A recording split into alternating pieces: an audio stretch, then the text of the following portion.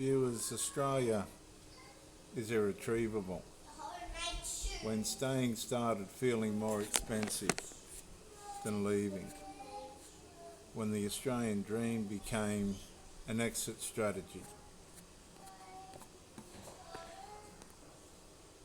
Have you ever noticed more Australians quietly asking a question that once seemed imaginable?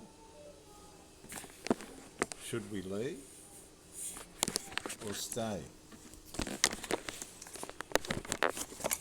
Not for adventure, not for retirement, not because we stopped loving Australia, but because staying no longer felt like the safer decision.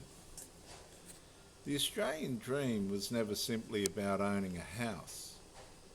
It was the belief that if you worked hard, obeyed the law, contributed to your community and planned for the future, tomorrow would be more secure than today.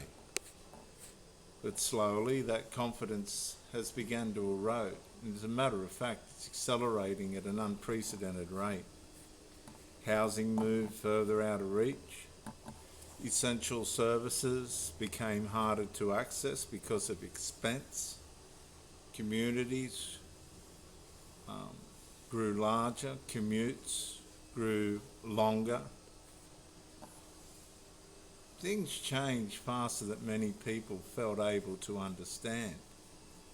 Family found themselves calculating not how to build a future, but how long they could continue absorbing rising costs.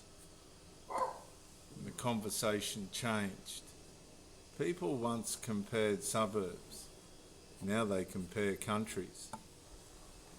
The question became less about opportunity, as to where opportunity could be found, and more about where stability might still exist.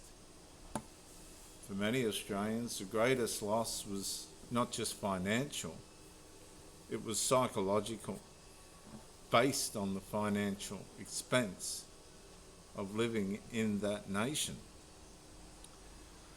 When Australian citizens began imagining a future somewhere else, something fundamental had already shifted inside the nation they once assumed would always be home. Australia became difficult to rebuild when its own people quietly began planning their departure instead of their children's future. Because the Australian dream does not and has not disappeared overnight. It fades through thousands of ordinary conversations around kitchen tables, workplaces and family gatherings, until leaving begins to feel more achievable than belonging. And for many, this is the case. And this is often the moment, particularly in Australia, when the nation discovers the cost of what it has already lost.